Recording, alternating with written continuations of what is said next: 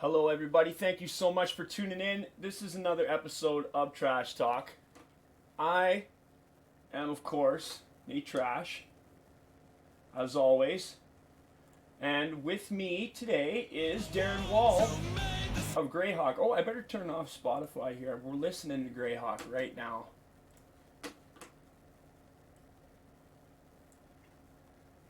So, where'd it go?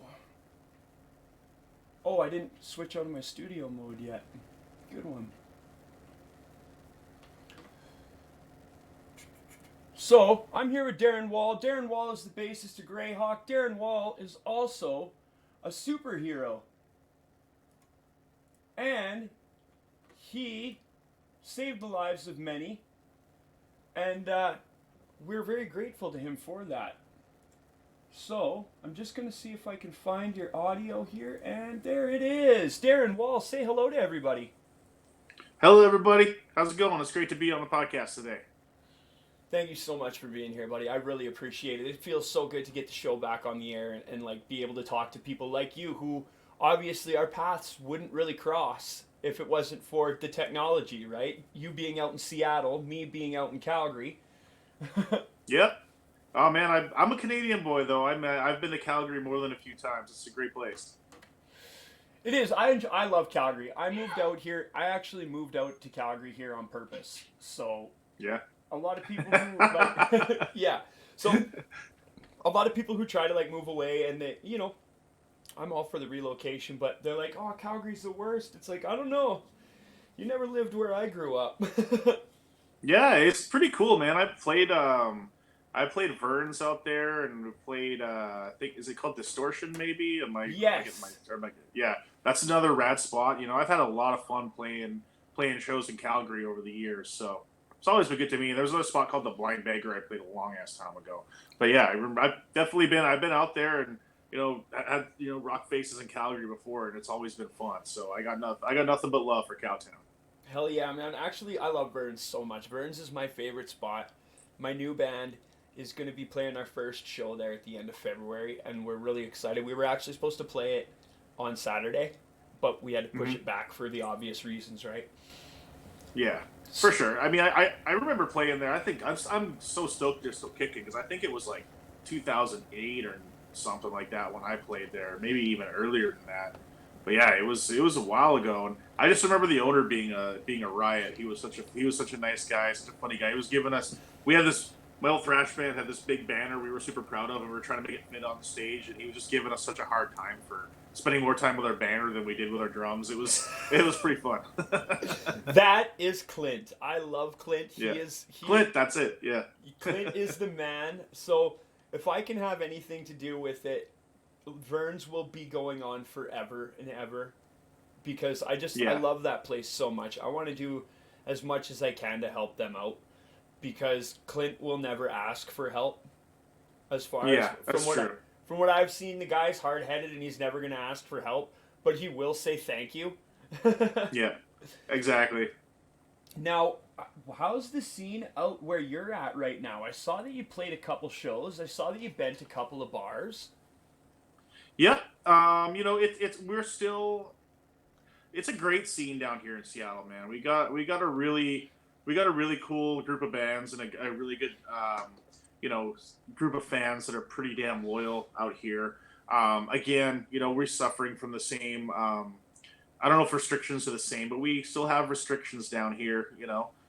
With the whole COVID thing, and people are still a little hesitant because they don't really know what to do, and I get that. The information changes every day, and everyone's just doing what they think is right. So, no judgment for people if they don't come out or if they do.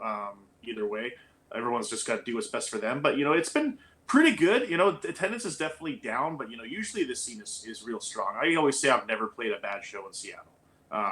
People come out and support here. I think the last local show we did here was pretty fun. It was at a little barbecue joint, and it was a low key way to end the year. But hey, you have some brisket and play a metal show. It's pretty great.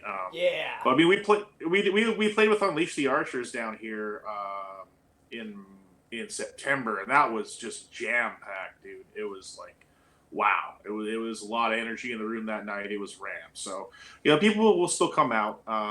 But I think it's going to pick up as we come out of this thing this year. It's going to pick back up again. Oh yeah, for sure.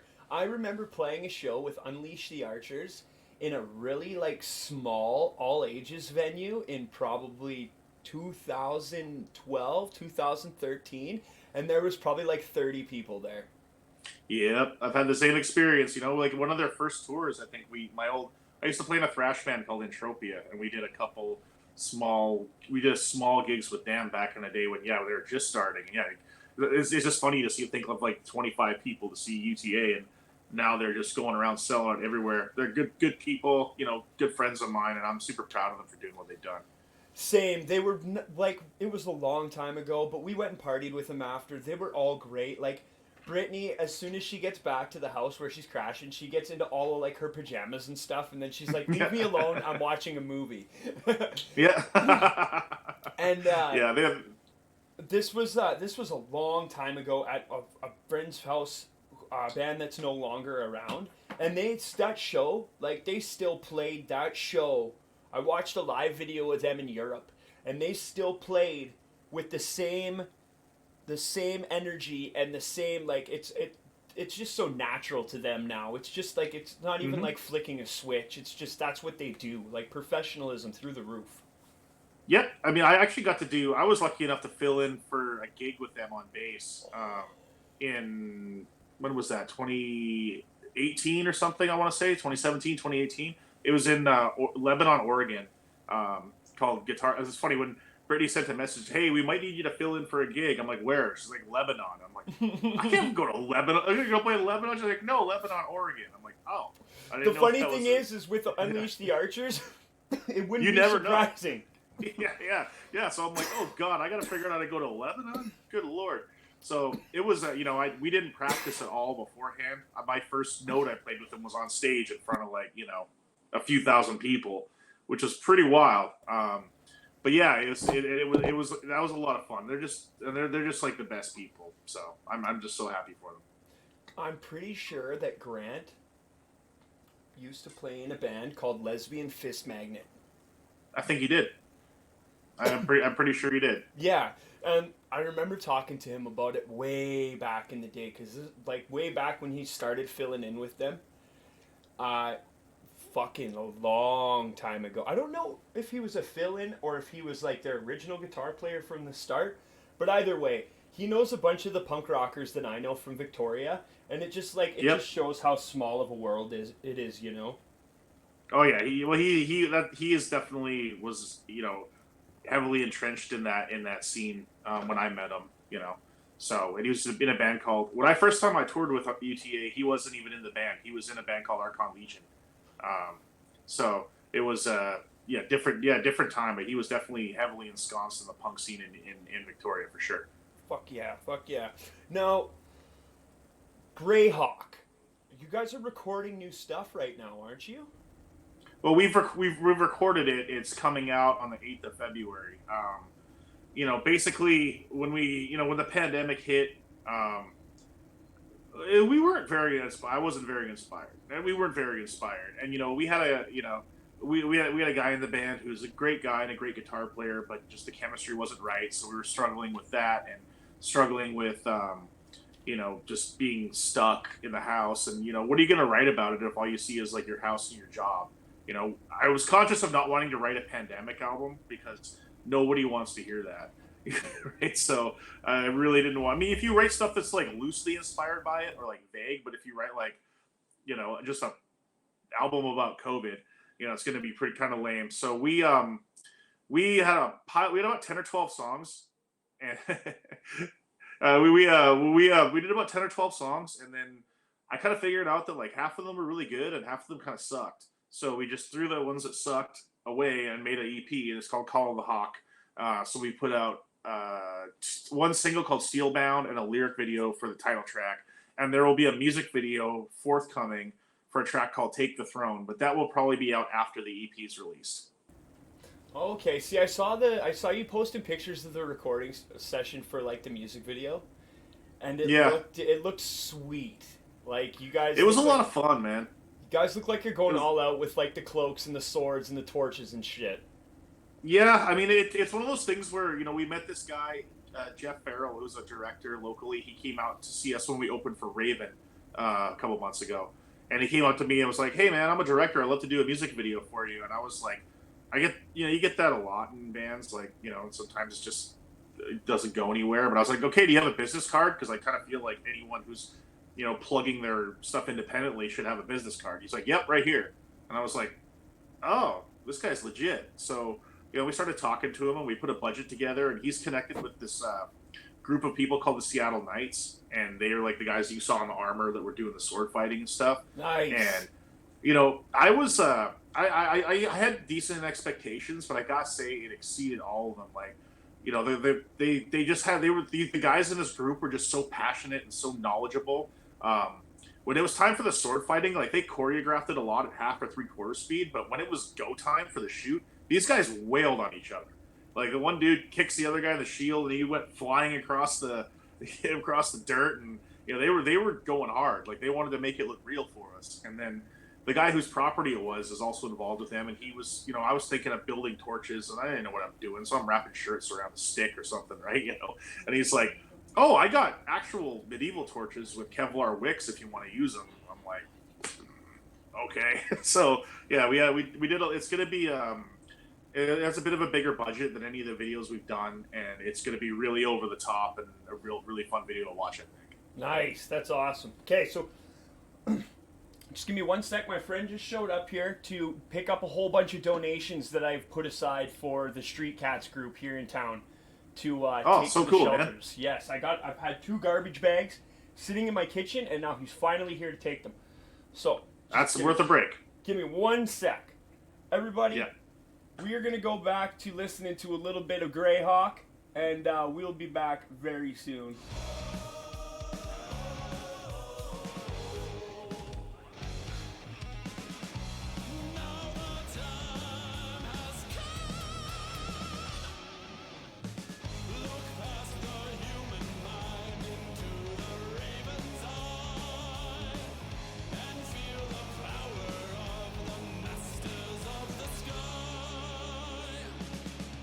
Arise, you saints and sinners, you dreamers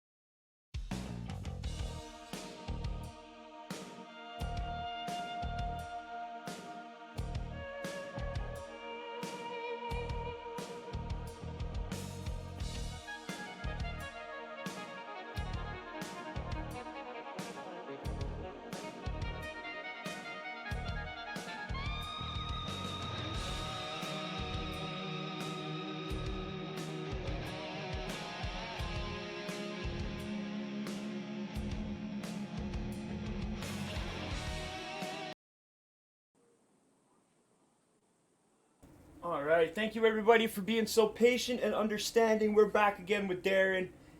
The donations are off to the Street Cats YYC, and just in time, too, because it's going to get chilly next week again. So, good time to get those out. Good time to get those out. Now, we're talking about music videos. So, is this the first music video you guys have done, or just like the first big budget music video? It's the first one with a bigger budget. We did one in 2020. We did one for our lead single from, well, not our lead single, but one of the singles from Keepers of the Flame, our full-length album, a track called Frozen Star. So we did a video for that. We actually did that one in Vancouver, BC, with a good friend of mine, and that one had a budget too, and it turned out awesome. I'm really stoked. But it's more of a basic idea. It's more of the just the band playing, lots of cutscenes and stuff like that. It turned out rad. This time we wanted to have some actors and more of a concept and whatnot. The song we're doing now is more of an epic that's going to be coming out, so it needed a bit more of that kind of treatment. Yeah, for sure. That's always good to do to go move upward. When you're doing music videos and stuff, it's better to kind of either at least maintain or try and one up yourself. Definitely, I agree. I wholeheartedly agree with you there. And when you're playing, you don't want to be going backwards. Yeah, exactly. And when you're playing shows and selling your merch and you got your online store and you're active, that money gets you are generating a little bit of money to put towards that stuff. So after a while, you're not gonna stay at zero forever if you're an active band. Yeah, exactly. You that's the thing. You got to get out there and play sometimes. It's a precarious balance. You don't want to play your hometown market too much. Yes. Because something we're not usually bad about that, but we've been kind of guilty of it lately during the pandemic because there's nowhere to travel to, but we're definitely looking at, we've got a couple festivals booked for 2022. We got one in Chicago at Legions of Metal. We got one in Worcester, Massachusetts. I probably said that wrong, but it's it's a town an hour west of Boston in Massachusetts on the East Coast. So that's Stormbringer Metal Fest. We've got Medford Metal Fest out of Medford, Oregon, and we got Washington Death Fest in Southern Washington. So we got lots of festival style gigs coming up, which is pretty rad. Washington Death Fest. That sounds like something that's fucking killer. Yep. I mean, we're actually apparently the first power metal band ever to play there, which is pretty neat. Really? That's cool. Yeah. Yeah, for sure. So it's pretty neat. I think I saw a poster for that recently, actually. I could be wrong though. Is it the same people who did Maryland Death Fest? No, it's different people. Okay. There's another Death Fest in California going on real soon. Oh, so okay. it could have been that one you saw. Yeah. I gotcha. So now let's get into your live show a little bit here. Mm-hmm. I was listening to the songs today. Very good. I like them a lot. Thanks, man. Awesome. They're fantastic. Frozen Star is a wicked ripping tune. And your vocalist is awesome. Yep. Rev is a very talented dude. He's classically opera trained and is an opera professional and kind of sings for a living, which is pretty cool. That is really cool. How did the bar bending come about? I saw Thor do it back in the day. Yeah. Canadian legend Thor, and that was one of my inspirations. And I used to watch a lot of the World's Strongest Man things in the 70s, and one day I thought, I was like, I'm pretty big and strong. I wonder if I could do it. And it was actually the day of a Thor show, and I did it and put a video of it in the Facebook event. And I came to the show and I saw Thor there. I shook his hand, and he was like, "Oh, you're the guy that bent the bar." I said, "Yeah." He's like, "You should have done that here." And I was like, "Well, I didn't want to steal your gimmick. I didn't know if you do it anymore." He's like, "I don't do that no more." He's like, "If you want to do it, go ahead." So I was like, "Okay, I guess I'll start doing it." So I got the man's blessing before actually taking it on the road and doing it. So there's no gimmick infringement, as they say in the wrestling business. He gave me his blessing to do it. Yeah. That's so cool. I love wrestling. Yeah, me too, buddy. We had a cold snap here after Christmas. And us too, man. Yeah, I take the Christmas holiday off. So that's I went back to work for one day and then had another 3 days off work. And I was like, well, I didn't want these 3 days off. I didn't plan for this. This sucks. So I sat here and I watched fucking Dark Side of the Ring. I binge watched the whole series. And holy man. I've only seen a couple episodes. I didn't watch the whole series start to finish before. But there's a lot going on, man. Holy shit. When they when they have the Dino Bravo episode and they're like talking about all the superstars that were in Canada and stuff, there's a lot to take in there, man. Holy. Yeah, there it was. It's the Dark Side of the Ring is so well done. I mean, I've seen every episode. My favorite one is the New Jack one. I don't know if you saw the New Jack episode, but man, that guy's crazy. You know, it was just like, you know, the part where he said like, oh man, the part where he throws that dude off the scaffolding, he tases him and he just whips it. He's like, I was trying to make him hit the floor. Yeah, so you're like, oh, what? I told him he was gonna hit the floor. So yeah, it was that's a great show. That was a wild episode. Yeah, the Dino Bravo one is great too. I like the older ones because my Uncle Kevin, rest in peace, he passed away a couple years ago. And he was always watching wrestling. And I have somewhere running around in my box of DVDs in storage, I have a Brian Pillman DVD. Oh wow! Yeah, that talks about the rise and fall of Flying Brian. And wow! I don't think I've even seen that one. It's really rad. And every time I think about wrestling now, I think about my Uncle Kevin. So I always like the old ones because of their hair. Yeah, yeah. I mean, amazing. those are the glory days, man. I definitely like kind of pine for the days of yesteryear with wrestling. 70s and 80s, man. Yep. It was prime time. It was pretty amazing. You know, like you watch some of the 70s stuff from the South of the United States, and they had those people thinking it was a real fight. Like there's like those you see parts where the fans are pissed and they're trying to come over to the rail and they're trying to hit the bad guy or the manager, and it's man, it got heated back in the day. Yeah, fucking right. That's like, isn't that where Dustin Rhodes came from? Yeah, Dusty Rhodes, all those guys. Yeah, it was and just wild, man. He runs AEW now, doesn't he? Cody Rhodes is one of the guys that runs AEW. He's his little brother. But Dustin's around there too. Yeah, he's around there. Fucking wrestling dynasties, man. Yeah, absolutely. I actually live just a couple blocks away from the graveside or the graveyard that Owen Hart's in. Oh wow, that'd be intense to see. Yeah, I think I saw the house one time when I was in Calgary. I saw a Hart house where they all grew up and where they live. I think I've drove by it before, but I don't remember. I don't really go looking for celebrities' places. Yeah, I hear you. But that one was one I wanted to see because there's all just the crazy stories that were there. Like they had a wrestling bear that they kept under the deck, and like it just was like the wildest place ever. The dungeon. Yeah, the dungeon, exactly.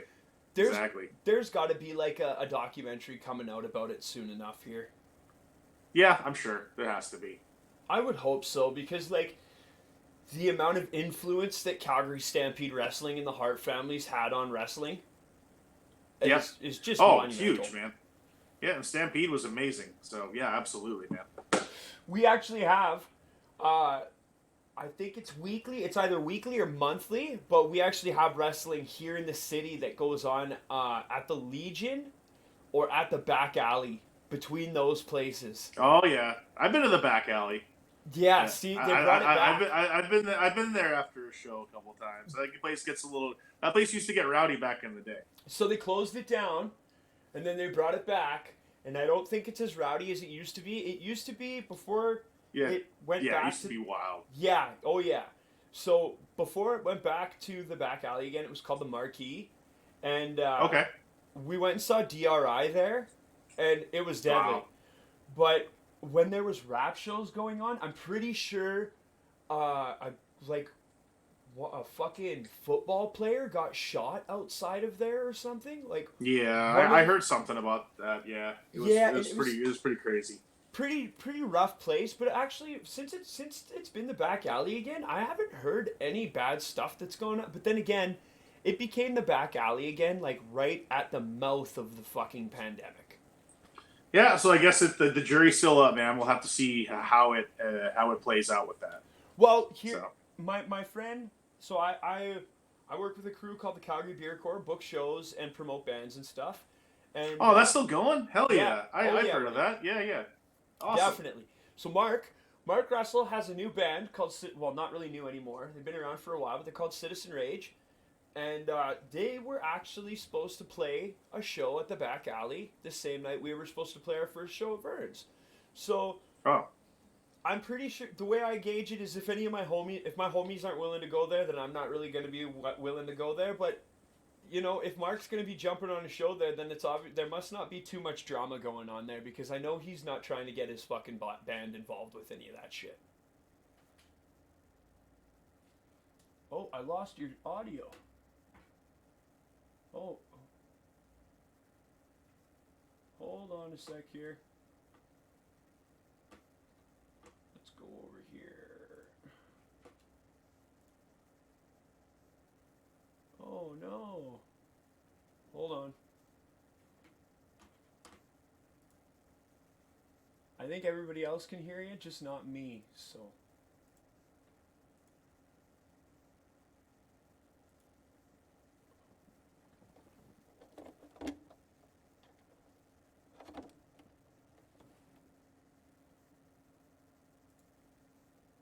All right. I don't got you back. Your audio's not coming into here either. Uh-oh.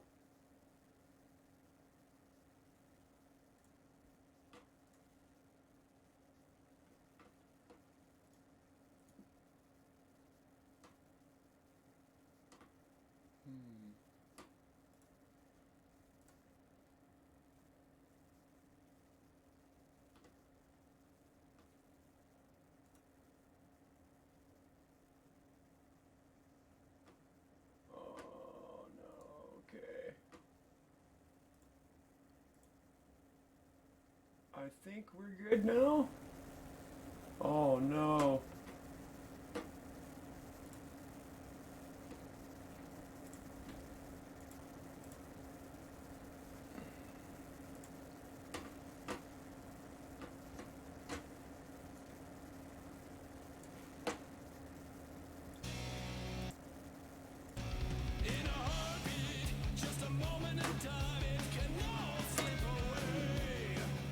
Okay, can you hear me? Okay, jump out of the call and then jump back in and see if that works.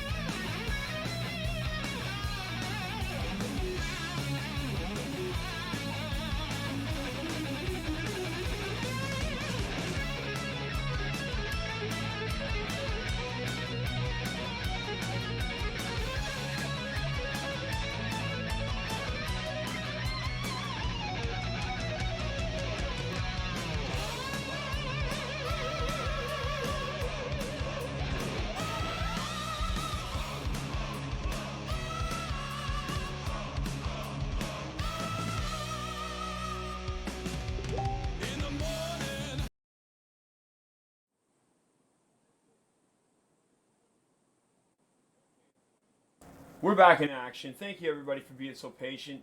I don't know what happened there, but it happened. I was just telling Darin here. One thing about the technology is you just got to go with it. You can't. I used to get really upset when little glitches and stuff would happen, and all it really did was make me feel embarrassed. So I tend not to try and not to get really upset about it. Do you remember what we were talking about before everything screwed up, Darin? Not really, but yeah, let's just jump Let's back move into it. on. What do you want to talk about? Oh yeah, we were talking about wrestling. Yes. And we were talking about their sick fucking hairdos. Yeah, um, that's true. But anyway, what else you got? how long you been playing bass for? How long you been playing in bands for? Well, I picked up the bass, I want to say in 2005. Basically, I was, I've always kind of wanted to start a band, but I never really knew, growing up at the time in the suburb of Vancouver in the late 90s, there wasn't a lot of people who were playing, period. There wasn't a lot of people who were playing music that I wanted to play. So I always wanted to start a band when I was a kid, but it never kind of felt really achievable to me. I played at school bands and stuff, right? So I had some chops. But then, as the 2000s rolled along, I, started picking up the electric guitar and, you know, getting my chops up a little bit. And I met a drummer at work, and we started. He said, "Let's just go jam sometime." So we started jamming, and things started to get pretty good. Like, hey, like we're writing some decent riffs here. So we thought about getting some more people, and I couldn't find any bass players. I could find a lot of guitar players that were better than me. But I couldn't find any bass players. So I was like, you know what? Why don't we just make this easy and I'll switch over to bass? And it turns out I loved it a lot more than guitar. Like I've always gravitated toward the bass players, and I've always enjoyed kind of. It was a really real joy learning how to be a rhythm guy with the drummer, and how to when I started, I was literally just a guitar player who had played a bass and would ape the riff all the time.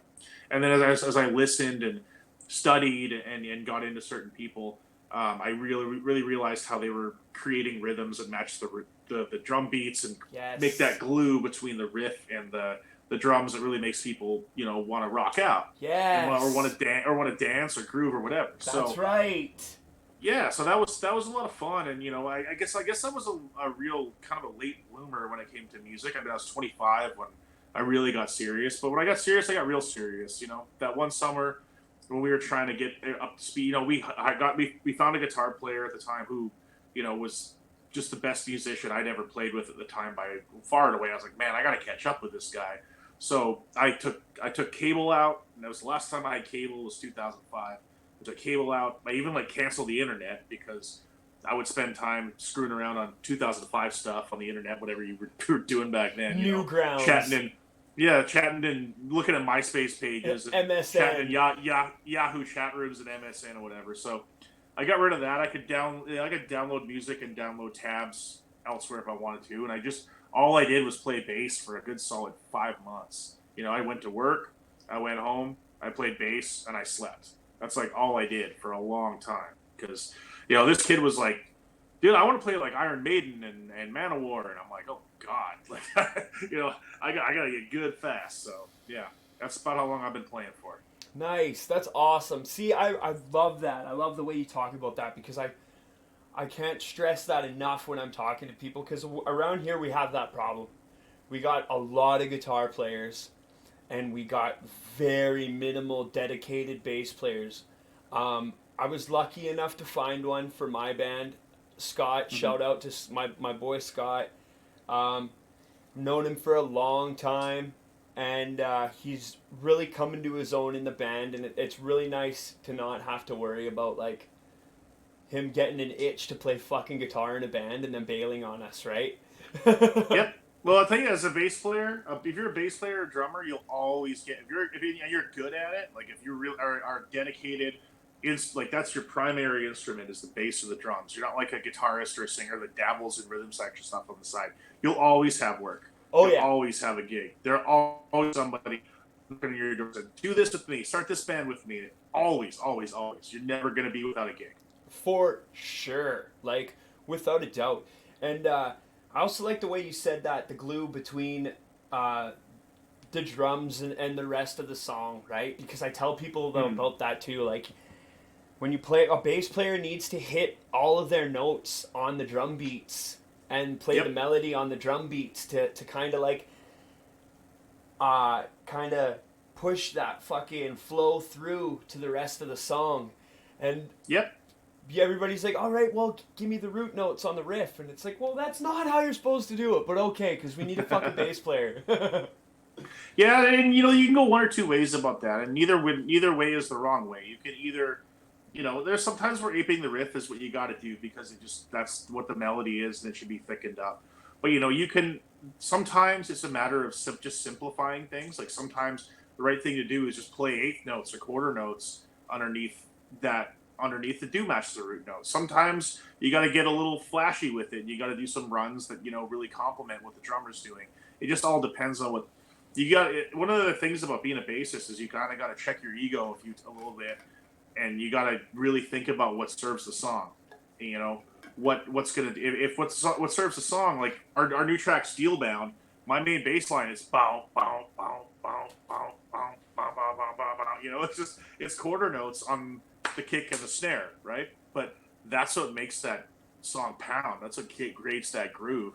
And you just got to kind of fit. You really have to put your ego aside sometimes and be like, what's the best thing for the song? And at least for the music I play, that's sometimes I really have to be like, that's maybe kind of boring or whatever, but at the same time it's fun and it really makes the song sound better. So you're part of a band, that's the thing. You're part of a group. It's not all about the one individual. If you look at a classical band, sometimes you got like the horn section, the reed section, whatever. And sometimes there's lots of times in classical music where they're resting and they're doing nothing and they're letting another part of the orchestra carry the melody and carry the song because that's the vibe that they want to create. Well, it's not that much different in rock and roll. You gotta and metal and punk, you gotta figure out what the best part you can play to make the song as good as it can be. Sometimes the space between notes is just as important as the notes themselves. Yep, because and people think that's a cliche, but the reason for that is because that's where dictates where the notes go. Yep, that's so right. That space is important. That's right. Do you like to play faster or slower? Oh man, it really depends. Like I love both, man. It depends. I love sometimes playing just breakneck speed and going for it, and you're playing with the band and you feel like everyone's just barely holding on. You're just hitting those high BPMs and everyone's just on the edge and everyone's holding on. And those are the songs where the crowd usually goes the craziest. So they're super fun. But sometimes, it feels really good to just sink into a slower groove and kind of watch everyone bob their heads. And those are the songs where people watch you more. Yeah, they want to see you play them. Yeah, well, they're not jumping around going crazy, so they'll start watching and they'll notice the dynamics of the song and they'll notice what you're doing. And those are the times that you get to add, because those songs are cool because those are the times you can add more performance stuff into the mix. Yeah. Whatever your band does, whether it's choreography or standing in a different position or interacting with your other bandmates or interacting with the crowd, you're not focused as much on that complicated part, so you can actually do a lot more. Throwing shapes. Throwing shapes, baby. Hey, you know that term. I love it. Yeah, buddy. I love it. I'm an old speed metal guy, man. I fucking love old Canadian speed metal, man. Exciter, Razor, Yep. That's my jam. That's some of the best shit. I just love fast music, man. Dr. No is another one of my favorite bands too. Just shredders, just absolute shredders. Sadist. Yeah, buddy. That. Where was another one I was listening to that, they got a bloody chainsaw on the cover. And, Exhumed? What? No, not Exhumed. Fuck. I'd have to search it up. I have to search it up on my Spotify. Now you got me on top of this one, Darin. Fair. They're super solid, though. I was really surprised when I came across them. Blood Money. Oh, not familiar. You gotta check out Blood Money. They're fucking badass. And the album was Red, Raw, and Bleeding. Okay, well there it is. No, I don't know this band at all, so I will. They shred, buddy. That's awesome. Hell yeah. From '86. All right. I'm gonna give this a go. And it says shred. speed metal. There's some I good like it. stuff. All right. Hell yeah. Being someone who's like, because I'm a punk guy who does death metal and like guttural style vocals and like really intense death metal style, but I just like fast music. I like the guitars. I like the vocals. I like when musicians give it all they got. Yep, I'm with you. Regardless of who's watching. That means Yep. if you're in a band where you dress in all of the tight leather and all of the bondage clothes, then I want to see that. I want to see all of those sick bondage clothes. Road Rash is a band that's bringing Good that dudes. back. David Hammer, that guy is awesome. Those guys kick ass. They do. I saw him one day at Long and McQuaid here in Calgary. They were going to play a show. And he was there renting gear, I'm pretty sure. And he had fucking pure white leather chaps on with skin tight white jeans, cowboy boots with like the silver toe caps. And then he had, I can't remember what color the jacket was. I can't remember if it matched the chaps or not. But full fringe on the sleeves and everything. It was just a sight to behold. And the hat. The fucking hat. Oh yeah, he doesn't take a day off. Like that's just you see him. That's how he dresses. He doesn't take a day off. It's too cool to see. I respect that a lot because like I live that life too, man. I wear my vest all the time. I'm a construction worker, so I don't really wear my vest to work. But I'm always on top of that shit. Like it's just a part. You know what I'm talking about. It's a part of who you are. Yep, exactly. I'm the same way. I have a uniform I got to wear for work. Like I got my company logo shirt on now because I just walked in the door not too long ago. Yeah, I got PPE for work too, right? Like you can't wear it all the time. Exactly. But I don't really take a day off either. I'm with you. It's always trying to be a little bit metal anyway. Yeah, buddy, fucking right. Now, let's talk about the situation in Boise. Sure. I know you can't get too much into it, so we are just gonna talk about some pretty loose stuff here. Like, sure. I read the article, so I read one of the articles at least, and they said that you were aware of this guy before, and then So yeah, basically it kind of like he showed up. The bar was like closing. It was either closed or it was closing. I'm not totally sure. But the bands are all done. Gear's getting loaded out. Everyone's so this was end of the night. End of the night. Everyone's going home. Like no one's coming to the bar at this time, right? Like things are done. Party's winding down. I remember the last time before I went out to there's like a back patio area. The last time before I went back to the back patio area, I kind of looked in the venue and there's not a soul in there and there was not a bartender behind the bar. Like it's done. So I kind of I don't remember if I loaded all my gear or not. I think I might have loaded some or helped some people load some, but I'm doing a mix of loading gear and hanging out. But this time I was sitting down at a picnic table and I'm hanging out with some people, and someone came up to me and said hey man, there's a guy out in the back parking lot. He's kind of being an asshole. We gotta just keep an eye on him. And these things happen. Someone comes around, they're too drunk and whatever. So I kind of walked out to the parking lot area, and there's a guy up there, and he looked it was a little different. He was kind of a little bit cold, a little bit arrogant, really getting in people's faces, not like just being loud and obnoxious, really, really kind of almost challenging people, getting them in their faces. And there's a bunch of people out there, and they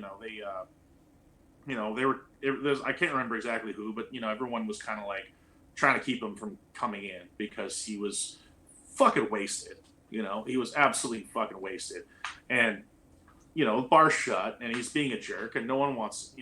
He's kind of just disturbing everybody.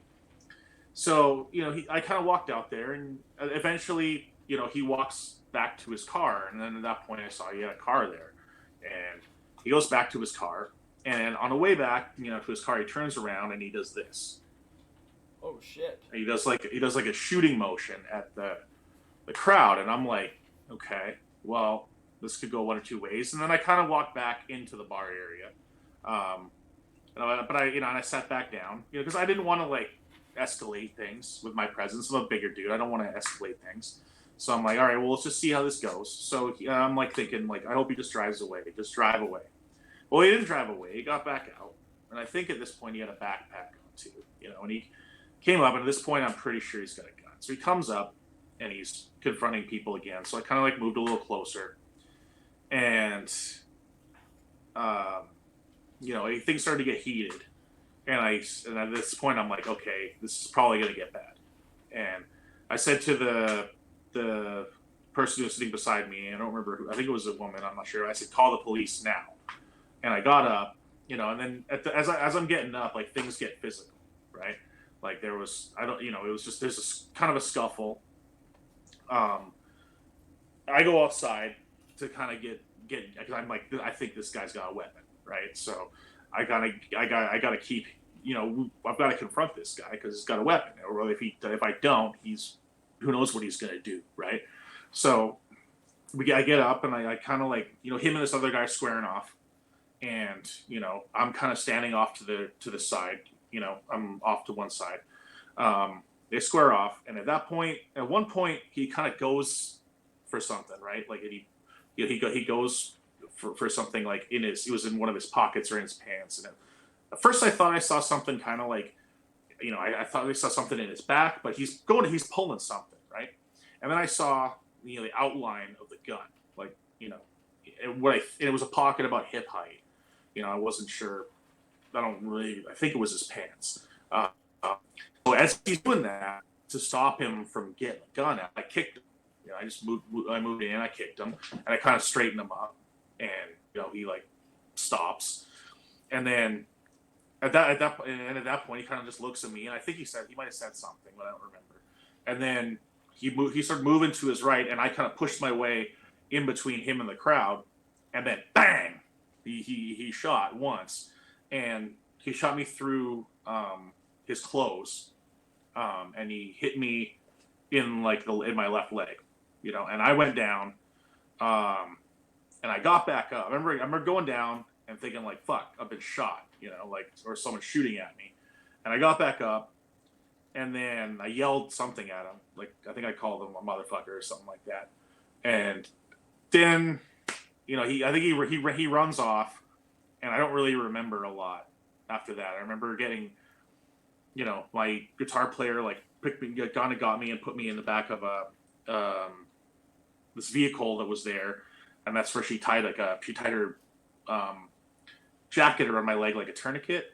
And then I remember there was cops and paramedics, and it gets real blurry from there on out. I can imagine, man. Like, fuck, that's a lot of adrenaline to be going through you. And not just that, at the end of a night too. So you're already like ready to end your night, and then all of a sudden, bam, your body just gets fucking like gushing with energy and just fucking. I couldn't imagine. That's insane, man. What did it feel like? It was like, I mean, at the beginning, it's just like you don't know what's happened because there's been a loud bang, and it's disorienting. So you're kind of disoriented, and you don't really know what's going on, and it doesn't, oddly enough, it doesn't really hurt much at first, but I knew something was fucked up because I couldn't really use my leg properly.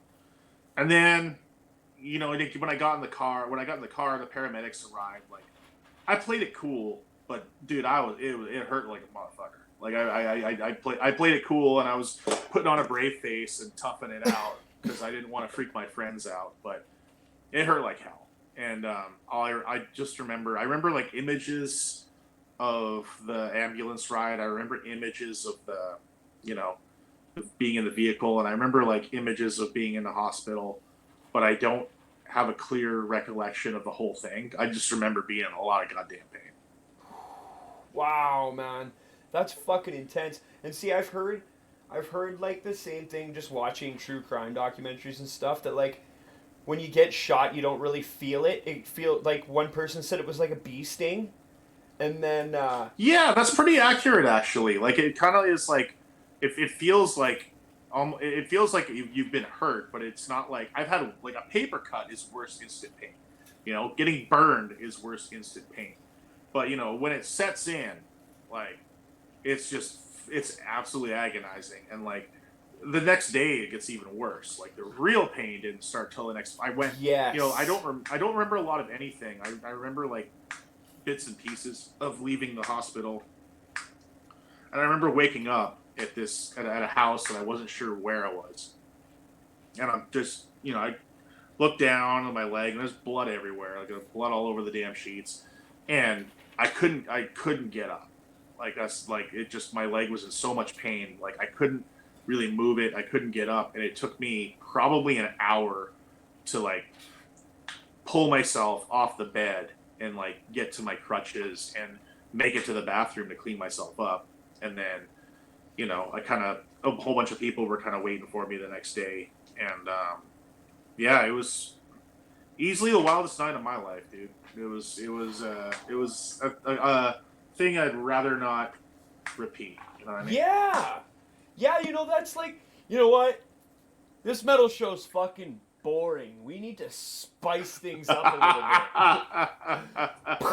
little bit. Yeah, exactly. I mean, well, we do live in America, right? So, hey, man. Yeah, that's my right as an American citizen, you know what I mean? And that all that jazz. And I was going to say, too, no wonder you got chucked in the back of a fucking car. Like, ambulances are not fucking cheap. Oh no, I think the ambulance took me away. I got an ambulance ride, and you're right, it wasn't cheap. Oh fuck, bastards! They fucking got you. Yeah, they did, but I needed it. I needed those people there. So. Yeah, that's very true. They did a good job. So. A gunshot wound is not like fucking slipping on the ice and fucking twisting your ankle. No, sir, it is not. So. I applaud you. I commend you, and thank you on behalf of all metalheads that go to shows and want to have a safe, good time. Hey, no problem, man. It's just a thing that happened. Fucking A, buddy. You're a fucking champion. So now you still have the bullet inside you. That is correct. Why is that? So basically, when the doctor got down to it, he basically said that, and I don't really, I kind of remember what the doctor that night told me. I did get a second opinion as well. But basically, where it landed, I got real lucky. It's a ½ inch from my femoral artery. Oh, you almost lost it. Yeah, if my femoral got severed, I would have bled out. Yeah. There wouldn't have been any coming back. So where it's sitting, it literally is. It didn't hit any major nerves, tendons, or anything that's going to cause any super permanent damage. So the doctor said if I can go get it, but the odds of doing more. There's a chance of doing more damage if I do. So we're just going to leave it. Because there's going to be a hole there. Yeah, I basically got a hole there, and there's like, but he said, it's better to leave it because of where it is. So, I had to take antibiotics for a couple of weeks, but it seems to be okay. Wild. Pretty wild. You're gonna be like one of those old fucking mobsters that walks around with a cane. And like, it's possible. And you got to get a cane with a fucking sword in it. Yeah, dude, sword canes are where it's at. Oh, those are pretty rad. Fuck yeah, man. I really hope it doesn't fuck you up too bad. I know that like I've been hit by a couple of cars in my time, and like I haven't treated myself very well. Nothing anywhere near getting a fucking bullet anywhere close to my body, but like I get sore sometimes, man. I can only imagine. Oh sure. Yeah, it acts up sometimes. I definitely noticed it when it was really cold a little bit more. So it definitely like, or if I do anything that's an isometric movement, like if I'm holding one position for a while, my muscles are tensed up. I definitely notice that. So, movement is key, and I'm just going to keep strengthening it and hopefully get back to full force, But yeah, I definitely, Yeah, getting hit by a car ain't no joke. And these things, that's the thing. Once something's out of alignment, it's gonna bug you a little bit for the rest of your life. I do the same thing though. Keep moving. I work an active Yep. job, so it is what it is. Yep. Absolutely. Same here. Now, what did you? I know that you had a post, getting suggestions for names. Now, before you tell me what the name is, what were some of the best suggestions that you were gonna pick? It was a good. I mean, I'm having trouble remembering all of them because it was a minute ago. But there was a lot of a lot of funny ones. There was some more deep, thoughtful ones. There was one that was like, um, it was the character from Greek mythology that lived in like Zeus's leg or something. And there's a couple like really like thought provoking ones that were really cool. But you know what? In the end, I decided to go with the popular vote. I just basically counted them all up, and you know what? The one that won was Bullet McBulletface. So I'm just gonna go ahead and go with Bullet McBulletface, because you know what? Bodie McBulletface should have got the nod years ago. So Bullet McBulletface is his name, and he's gonna ride with me probably forever, unless it pops back out the hole somehow. Respect, man. Fucking respect. Bullet McBulletface. What a Hell great yeah. name for a bullet, babe. Babe. He named the bullet in his leg Bullet McBulletface. Okay. She's watching hockey, so she doesn't care about me. Oh, I get it. As soon as the puck hits the ice, our relationship goes right down the drain. I'm okay with that, though. I'm okay with that. I'm not a big hockey guy, but I love that she loves hockey. We all got our passions.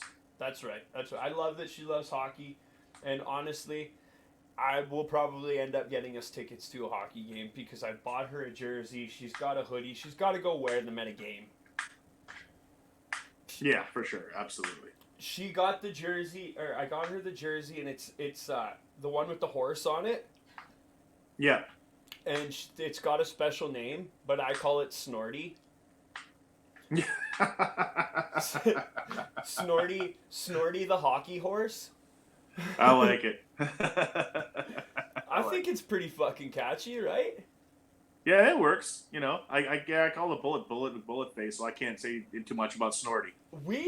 I think that we're onto something here. I think we are real, like, cutting edge artists of our generation, man. I think so. If people don't agree, fuck them. Fuck them, okay? Whatever. Yeah, we're on to something here. That's right. Now, let's talk about future plans for Greyhawk. Okay, well, so the main goal for us is Europe. We really, really, really want to get to Europe. That's where the music the music that we play, that's where it's popular. We really want to get to Germany. We really want to. There's a festival over there called Keep It True. We really want to play Keep It True. It's been a goal for a long time. And our label's based in Spain, so we like to go. I love to go meet the guy from our label. I'd love to play a couple gigs in Spain with some of the bands around there, and just kind of roll around Western Europe and play some festivals over there. That's our number one goal. Get this EP out and do some shows on it this year. We got plans for another full length. I want to try to get it in the can this year and probably release it next year if that's possible. But you never know. I think we're going to try to start. I want to start focusing on out of town shows more. We've been playing a little too much around here, so I want to try to focus on getting out to different parts of the States. I mean, and getting back up to Canada a little bit if the border situation chills out a little bit more. Kind of don't want to do too much international travel until COVID has finally gone away. At least as far as major restrictions or needing to show negative tests at the border. Yeah. It's just because, when you're 5, it's one thing if you go somewhere yourself. Like, I've come back to Canada once or twice. Yeah. If there's 5 of you and one of you pops positive or something at the border or whatever, it's a big problem. It's a big problem for everyone, So what do you do? If you got a van, you're going to leave your, drummer in Canada if you live in America and be like, well, see ya, bud. You know, like, no, you can't do that. No, so that's not a 5 viable people, option. yeah, so 5 people get screwed over if something like that happens. So it's, and also if you have a show, I mean the borders are hard enough to cross anyway as a band, and if you add extra restrictions onto it and extra regulations and extra ways to screw up, you don't like to promise people a gig and then can't deliver on it. So we're just kind of, for the international stuff, we're kind of biding our time. I think that'll be more of a 2023 thing. Yeah. But for 2022, it's definitely going to be, get this CP out, get this music video out, write another album, and play as much around the States as we can. Hell yeah, buddy. I totally feel you on that. We want to go to Europe too. Maybe it might just be mainly me. I can't remember if I talked to the band guys about it, but touring around Canada is just not feasible. It's so hard, man. I've gone across and back. I've gone from Vancouver to Halifax and back a couple times. It is hard, man. It is real hard, and it's real expensive, and it's when you hit, it's that space between Alberta and Toronto, and that is where you get screwed, because you'll play some good shows on the way, and then you spend all your money driving through the prairies in Ontario, and then you get to Ontario, and then you got Toronto and Ottawa and Quebec City, and the Maritimes are actually sweet. Like, a lot of bands skip the Maritimes, and the Maritimes are sweet. They come out and they party there. They love live music. Regardless of genre, Maritimers love live music. So you go there, you make a shit ton of money, and then you got to drive back, and guess what? You spend it all. Yeah. Because you got to pay for the gas, and you got to pay for accommodations if you don't have them, and who knows very many people in Sault Ste. Marie or whatever where you got to stop. It's a lot of driving, and you're pulling a van with gear and guys. That V8 is getting 7.2 miles to the gallon. It's just, you got to fill it up, and it's $180 to fill a damn thing up. Well, 3 fill-ups is like 3 shows paydays at the door. Yep. And then what? It's the same thing my old stoner band did. That we left Brantford, Ontario, I want to say, and we didn't have anything till we got to, I want to say, almost Edmonton, and we had a lot of money. We'd done great on the East Coast. We had a lot of money sitting there. By the time we got to Edmonton, it was gone. It was just gone compared to when it came to it just all went in the gas tank. It literally, driving that big, we had a giant GMC van. Driving that thing with 5 dudes and stoner rock sized gear, so 810s and full stacks, it was 1,000 plus in gas to get through that. Oh man, it's a lot. Ouch. That's a killer. Yeah, it's a killer, and you're we still had money, but we're $1,000 shy. It's how did we burn $1,000 just getting here? So yeah, touring Canada as an independent band in a van, the hard way, is real tough, dude. I feel you. Now, that's why, so I got a buddy down in the States. He plays in a horror punk band called Evelyn's Casket, and another one called Raw Dogs. And I'm pretty sure he lives in the Oregon area, but he circled this little spot down in the south. I think it was down by Tennessee, but he circled this little area. It's we're trying to book around here. And I looked in that little circle, and there's fucking 5 major cities just in that fucking little circle. I was like, are you fucking kidding me? That's 2 hours, 3 hours to each show. What the fuck, man? Yeah, and the people over here talk about how the West Coast of America is bad, and it compared to the rest of America, it is it's a little tougher. I mean, from here to Portland, it's 3 hours, which I know to you sounds like nothing. That's for a Canadian, a 3-hour drive is that's just sometimes that's to go see my mom on the weekends, man. Exactly, that's not a big deal. So that's why when Americans flip, it's a 4-hour drive. I'm so what? It ain't that far, but you get back east, and oh man, you get New York, New Jersey, Atlantic City, Philadelphia. These places are all an hour away. So you can tour these gigantic cities with huge populations, and it's it's an hour drive. And Europe's even crazier. Population in Europe is just so condensed. That it's just everywhere you go, there's a big city to play. You don't have to play in freaking Medicine Hat You don't have to play in. Fuck Medicine Hat. That's where my mom lives. Yeah, well, you don't have to play in like the tiny towns like that in like Timmins, Ontario, and no shade to these towns. I've played little towns, and I played at the Grotto Lounge in Medicine Hat and had a great time. But yeah, there was 9 people there, and we got $40. And that's when it takes 160 to fill the gas tank. That doesn't feel good. So it's like, playing the small towns is fun, but when you're in a band and you're trying not to lose your shirt, it's not so fun. Yeah, sometimes it's best to kind of just maybe skip over, or like hopefully you can flog a bunch of shirts. Yeah, exactly. And the people, I gotta say, like, the people in those tiny little towns, man, like, they support. They come out and they will buy your shirts and they'll do that. But again, you'll sell 4 because there's 8 people there. And you might sell 3 of them to one guy. Yeah, and if you're lucky, the promoter will chuck you $40. So then you maybe get like $80 on the night.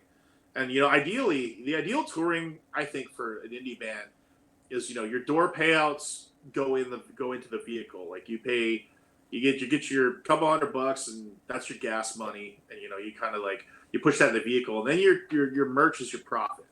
That's what you stick in your pocket, and that's what you use to like either come home, or if you decide you're gonna splurge on a hotel or whatever, like that's your money. Mm-hmm. Mm-hmm. So when it doesn't work out like that, it's hard. Yeah, it's true. It's true. Have you ever played a small town and had that one fucking drunk guy that just like is just so stoked to see the band? I don't like metal. Oh, yeah. But I fucking love you guys. Come over here. Yep. I'm gonna buy your whole band beers and shots for the night.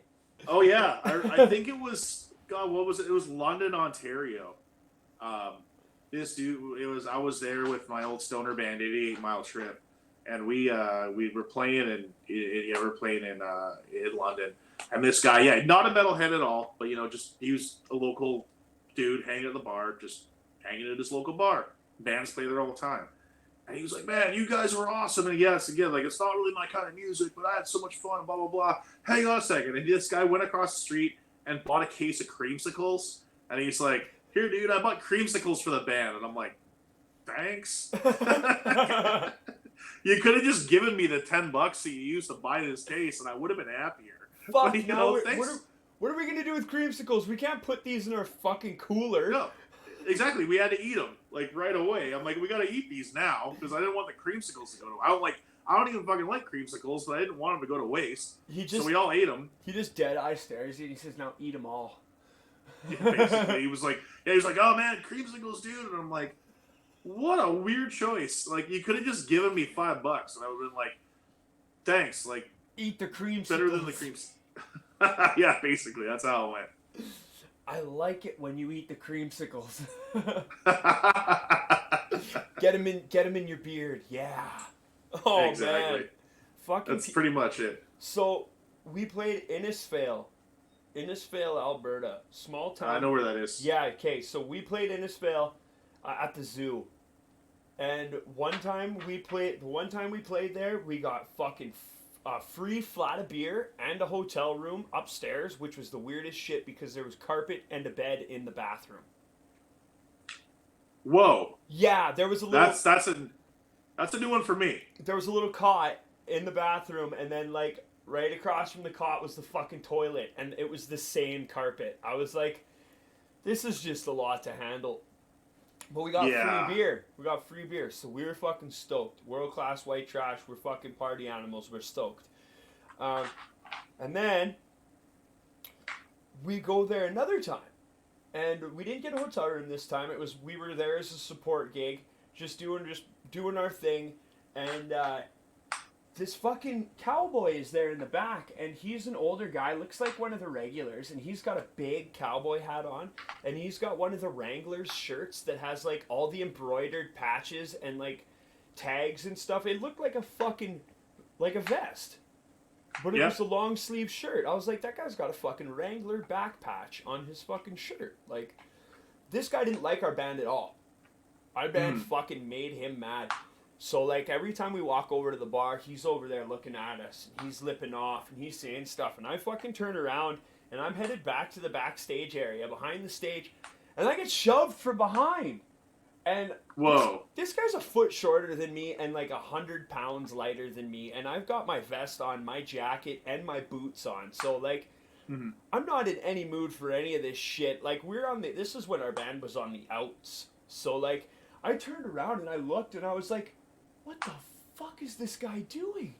This guy, and he was like, he backed up and he put his fists up. I'm like, I'm not gonna fucking fight you, man. You're out of your fucking mind. Like, dude, we just came here to play some fucking metal, man. Like, I'll buy you a beer. Like, what is going on here? And I went to the backstage area and I was like, I think this little cowboy wants to fucking try and beat me up because he doesn't like our band.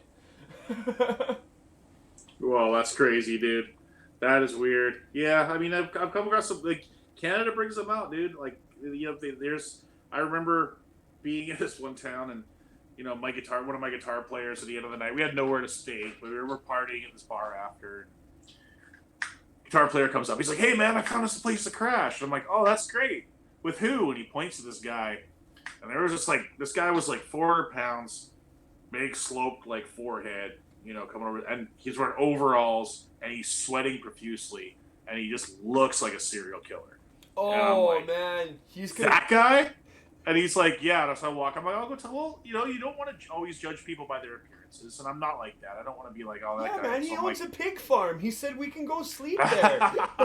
Yeah, pretty much, right? But I was like, you know, I'll go talk to this guy and scope it out. So I went to Tom. Oh, you got a place we can crash? And he's like, yep. And he talks to us. He's like, yep. I got lots of booze and lots of hooch back there too, so we can get into that. And I got lots of homemade wine too. Everyone wants to get into that. Well, they can help themselves, and blah, blah, blah, and this and that. And he started like, we are going to get killed in our sleep. So I was like, dude, thanks but no thanks. I'm going to sleep in the gravel parking lot behind the strip club because that seems more appealing than going to your place and getting murdered in the middle of the night. At least I will be able to hear you digging a hole in the gravel. Exactly. So... yeah, they come out of the woodworks, dude. It's always wild in them small towns. Yeah, the small towns, man. That's what I got away from when I moved out to Calgary. I was like born and raised in Didsbury and Olds, which is like two towns that are 10 kilometers away from each other. Yep. And I got a lot of friends back there that are doing really well for themselves, but at the same time, like, there's a lot of people back there that I know that aren't doing really well, and it's like, I was supposed to be the guy that didn't do good. And you guys are just like, that's okay, though. That's okay. I'm just glad that you're healthy and you've got your family and, you know, rock and roll. Everybody deserves to do what they want in life, right? Yes, sir. I agree. So, I would love to fucking sit and chat with you all night. I think we could definitely go for a couple more hours, but I have to work in the morning. Yes, sir, me too. So it might be a good time to call it a day. That's right. So now this is the part of the show where you get to give all of your shout-outs and you get to lay down your thank yous and your go check this out. All right, man. Well, I guess there's a lot of people I owe thank yous to. I'd like to thank you for having me on the show. It was very, very cool. I'd like to thank everybody that, you know, this last, you know, I mean, not only did I have the shooting incident, you know, I was really, really, really sick with COVID earlier in the year, like hospital sick. Oh. It was one of those things where it could have gone either way for a minute. So, you know, a lot of people have given me some. It's been a hard. 2021 was a hard year. So there's a lot of people who give me a lot of support, a lot of encouragement, and really help lift me back up and not let me get too discouraged or whatever. And, you know, there's a lot of people that are still doing that because it's a struggle sometimes. Yeah, you got to keep your family and friends close. Yep. So, you know, I have an amazing wife and she's been the main supporter. But everybody who's supported me through that, my awesome bandmates, people in the metal media, people everywhere, man. Like just the metal scene in general. I gotta check just all of you motherfuckers. It's awesome. And for what you want to check out next, we got an EP called Call of the Hawk. It's coming out on Fighter Records on 8th of February. It'll be available in digital and in CD, and it's gonna be awesome. You could get it in our Bandcamp store currently. You could pre-order the digital, and the CD will be out soon. We've got singles for it. We've got one called Steelbound. That's a really cool one to check out. And then we got one called the Hawk is a lyric video for it. So go look up those. And yeah, we're playing this Friday night in Tacoma at the Plaid Pig. Then we got we're gonna have gigs and festivals all through March and April, and we're in Chicago in May for Legions of Metal. We are in Massachusetts for Stormbringer Festival in June, and we are in Medford, Oregon, and we are in Southern Washington for respective festivals in April. So lots of live shows coming up. So just keep an eye on Greyhawk space, and we will be coming to see you soon. Hell yeah. Actually, in my video screen here, I actually have your Bandcamp right above your head posted, and it's been there for the whole interview. So hopefully everybody's been able to check that out. And all these graphics will be on the video too when I post it on YouTube. So hopefully it'll get passed around. And what I'm trying to do is every interview I bring in, every new person I bring in, will hopefully bring more people to the channel and help promote everybody that gets involved. And like we can help rebuild the scene after the last couple of years of fucking nothing but horrifying bludgeoning. I agree. I'm over this. We've had enough. Do we have enough despair and arguing? Yeah, buddy. Crap. Let's just, we all. That's another thing that I want to mention. Like, we all have different opinions on different things and whatnot, and that's a great thing. But in the same time, we're all human. We're all sharing this planet, and we all got to coexist, no matter how we think things should be run. So don't step on your neighbor. Grab their hand and help them up.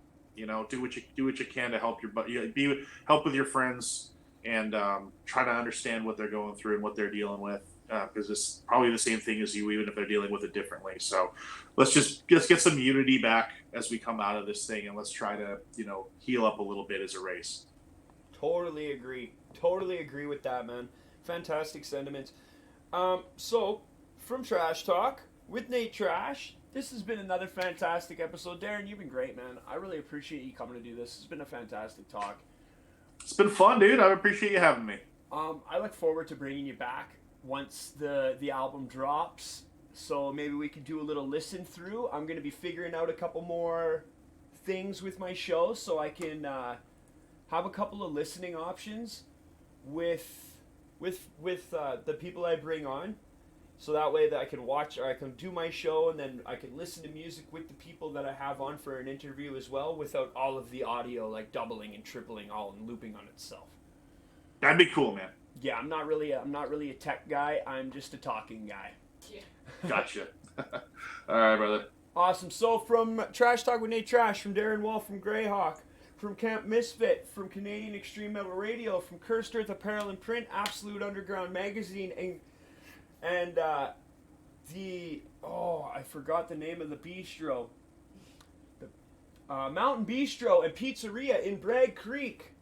Thank you so much for the sponsorships. Darin, thank you so much for being here. Everybody, thank you so much for watching. This will be uploaded to YouTube tomorrow. And cheers, everybody. Like Darin said, treat each other well. Do your best to help out. Always be grateful. And just don't be an asshole. And have a great night. Cheers, guys.